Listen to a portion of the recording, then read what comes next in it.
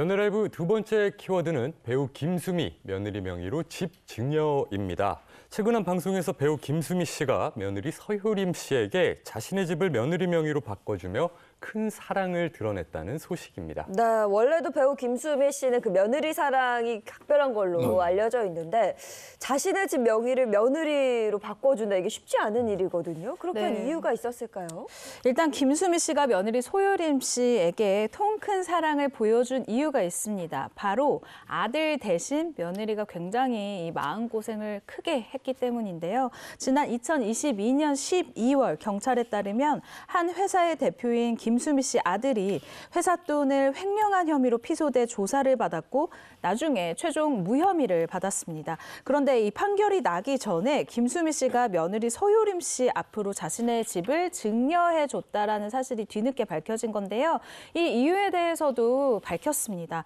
만약 이 며느리가 마음이 돌아서서 아들과 이혼을 하게 되면 아무래도 이게 법적 위자료 5천만 원밖에 못 받는 상황 아니냐. 그래서 이 내가 증여를 해준 이 집을 가지고 이 아이, 그러니까 서효림 씨와 자신의 아들 사이에서 나온 손주와 서효림 씨가 잘 살라고 인간 대 인간으로 깊이 이야기를 한 적이 있다라고 밝혔습니다. 야, 이게 그러니까 시어머니하고 며느리 사이라기보다는 여자 대 여자로 이렇게 한 건데 이게 또 김수미 씨가 김수미 씨의 시어머니한테 배운 거라고요? 맞습니다. 맞죠. 정말 평행이론처럼 똑 닮았는데 이 김수미 씨 시어머니가 이 김수미 씨한테 서울 신사동에 있는 건물 명의를 바꿔준 적이 있다 그래요. 방송에서 김수미 씨가 한 얘기인데 사실 이거 내 치부 드러내는 얘기라서 좀 하기 뭐하지만 하면서 한 얘기인데 요번에 그 이제 김수미 씨 며느리는 판결 전이었죠. 김수미 씨한테는 둘째를 낳기 전에 시어머니가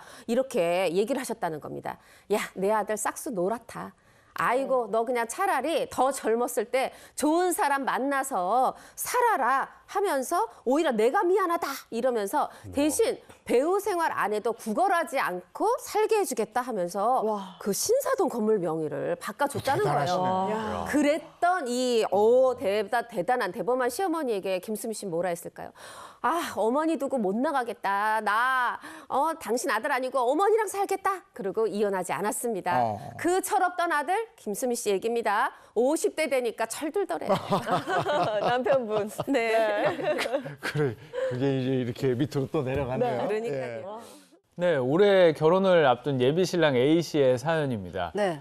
요즘 정말 금리가 높잖아요. 네. 그러다 보니까 이 예비 부부들이 전세금 구하기가 하늘의 별따기라고 합니다.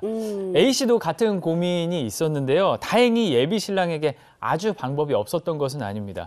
예비 신랑의 아버지가 은퇴한 뒤에 강원도에 주로 전원주택에서 살아왔거든요. 네. 그러면서 서울에 14억 원 상당의 아파트와 15억 원 상당의 아파트가 비어 있었다고 합니다. 구체예요. 그러니까 요 아버지 어머니가 둘 중 한 집에서 잠시 살 것을 권유를 했고요. 예비 신랑은 고민 끝에 고민할 필요도 없죠. 더 좋은 데 가서 사. 네, 둘 중에 더 좋은 15억 원 상당의 아파트를 임시 신혼집으로 정하고 살았습니다. 13억 원이든 15억 원이든 아무튼 뭐 집이 없던 예비 신랑한테는 정말 좋은 기회였어요. 근데 부모 집인데 진짜 월세도 안 내고 그냥 살았던 거예요? 그렇습니다.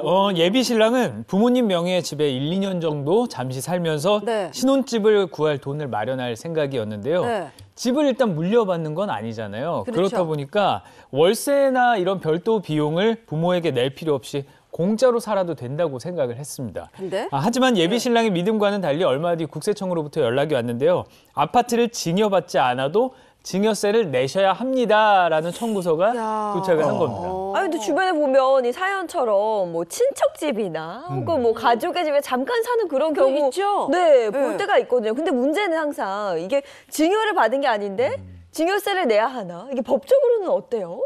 증여세를 내야 됩니다. 왜냐하면 여러분 상식적으로 한번 생각을 해보세요. 우리가 다른 사람의 집에서 산다. 그러면 그냥 공짜로 살 수 있어요? 월세 내야죠. 당연히 월세 내야죠. 네네. 그런 개념으로 보면 돼요. 법에서는 부모 자식 간에도 남남으로 보기 때문에 네. 다른 사람의 집에서 무상으로 산다? 이거를 인정하지 않는 겁니다. 그만큼 월세를 내야 된다고 해서 증여세를 내야 되는 게 원칙이고요. 다만 이제 부모님을 모시고 함께 사는 경우 있잖아요. 네. 그 경우에는 자식된 도리를 다하기 때문에 부양 의무를 이제 이해하는 거기 때문에 이제 증여세는 나오지 않는데 이 부모의 집에 이제 단독으로 이제 그 자녀가 산다. 그럴 경우에 증여세가 원칙적으로 부과될 수가 있습니다. 부모 명의로 된 집에 단독으로 자녀가 들어가서 살 경우 월세만큼 이제 증여세를 내라 이런 얘기가 되겠네요. 근데 내가 살던 집을 자녀에게 공짜로 빌려주든 월세로 이렇게 빌려주든 그거 내 마음이잖아요. 근데 이게 여기에도 세금을 내야 된다는 게 전 좀 이해가 안 돼요. 저도 만약에 아들이 있으면은 또는 우리 부모님이 집이 있으면은 공짜로 살고 싶어요.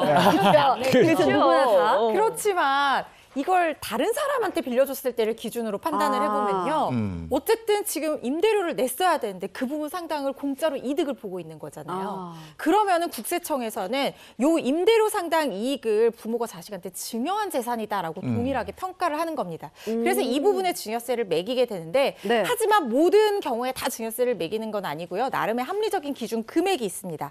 상속세 및 증여세법에 따르면요. 부동산을 이렇게 무상으로 사용한 이익, 그러니까 무상 사용 이익 상당의 증여 재산에 해당하는 부분을 증여 재산 가액이라고 정하고요.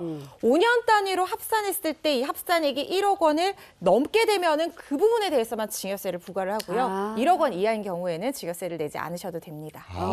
그러니까 증여 가액이 1억 원이 넘느냐 넘지 않느냐 이게 굉장히 중요한 거네요. 네. 근데 이 금액을 계산하는 공식이 있는데 네. 제가 사실 별로 수학 공식 별로 안 좋아하거든요.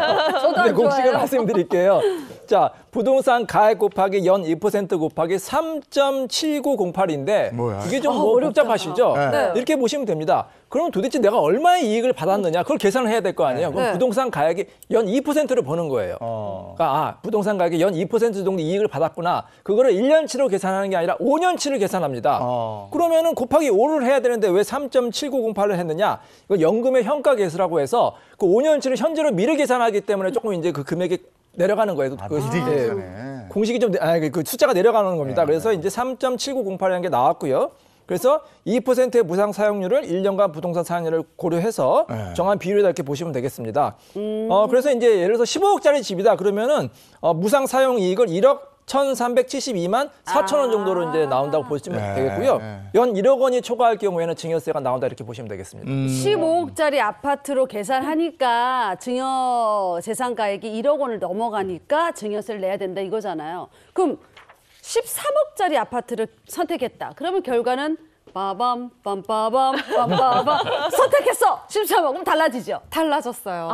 네, 그게 13억이 딱 기준점 정도 지금 네. 상황에서는 된다고 보시면 됩니다. 왜냐하면요, 이 13억이라는 아파트를 계산을 해보면요, 연 2%의 무상 사용료율을 곱하고 여기 아까 이 변호사님께서 설명해주신 그 숫자 3.7908을 곱하면요, 무상 사용 이익이 1억이 안 돼요. 9,800만 원 정도가 되거든요. 그러니까 1억이 안 되니까 여기에는 증여세가 부과되지 않는 거예요.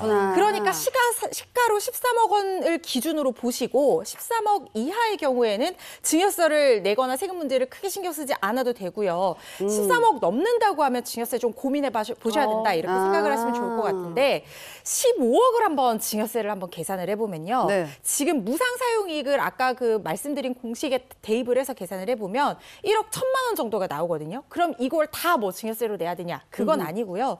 성인 자녀 5천만 원까지 증여세 공제 혜택을 받을 수 있잖아요. 이 부분도 공제를 받으셔야 되고 또 3% 신고세액 공제도 또 받으셔야 되고요. 여기에 세율 10%를 적용을 하면 최종적으로는 618만 원 정도 증여세를 부담하셔야 된다고 보시면 돼요. 아이고. 그러니까 자식에게 무상으로 내 집에 살게 하려면 13억 이하네. 네, 그렇죠. 13억이 넘어가면은 이거 세금을 내야 되는 거네요. 네.